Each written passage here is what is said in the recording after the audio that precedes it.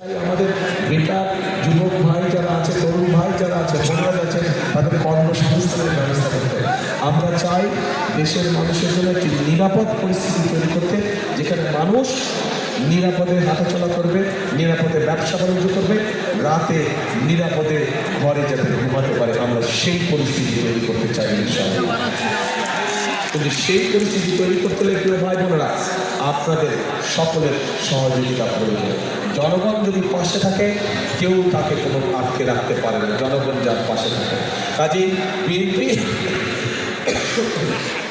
BNP সকল সময় একটি স্লোগান দেয়। কি সেই স্লোগান? জনগণই সকল ক্ষমতার উৎস।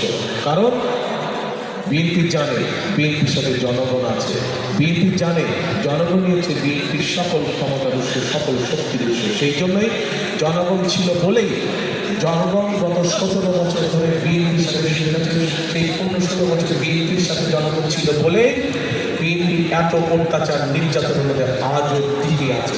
এবং যে বিএনপি টিকে আছে তার প্রমাণ হচ্ছে এই যে হাজার লক্ষ মানুষ আজকে আপনারই হচ্ছেন বিএনপি, আপনারই হচ্ছেন বাংলার জাতীয়।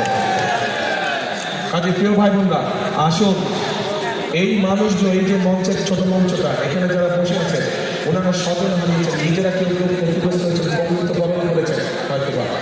এখন এই মানুষগুলোর ত্যাগ বৃথা যেতে দেওয়া যায় না। কাজে এদের ত্যাগ যদি বৃথা যেতে না দেওয়া যায়, তাহলে আমাদেরকে সতর্ক থাকতে হবে। তাহলে 5ই আগস্টের পরে যেই পরিবর্তন এসেছে, এই পরিবর্তনটাকে আমাদের অর্থ উপভোগ করতে হবে। অর্থাৎ এই পরিবর্তন শুধু একটি পরিবর্তন যেন না হয়, এই পরিবর্তন হবে সেই পরিবর্তন যেই পরিবর্তনে এই দেশ এবং দেশের মানুষের ভাগ্যের পরিবর্তন হবে। অন্তত একটু হলেও মানুষের ভাগ্য ভালোর দিকে পরিবর্তিত হবে। আসুন আমরা সকলে যদি কাজ করি, আমরা সকলে যদি ঐক্যবদ্ধ থাকি, ইনশাআল্লাহ তাহলেই আমরা আমাদের সেই প্রত্যাশিত বাংলাদেশ গড়ে তুলতে সক্ষম হব। আপনারা কি আছেন আমার সাথে আমাদের সেই বাংলাদেশ গড়তে? তাহলে আসেন আমার সাথে একটু কথা বলেন। সবাই জানেন, তারপরেও বলেন। এখন আরেকটা কথা বলি, আজকে যদি আপনাদের সামনে আমি এই যে বিভিন্ন দল আছে, এই দল সম্বন্ধে যদি এই আবল তাবল বিভিন্ন কথাবার্তা বলে যেতাম, তাদের কোনো লাভ হতো আপনাদের? আমরা তো রাজনীতি করি কার জন্য?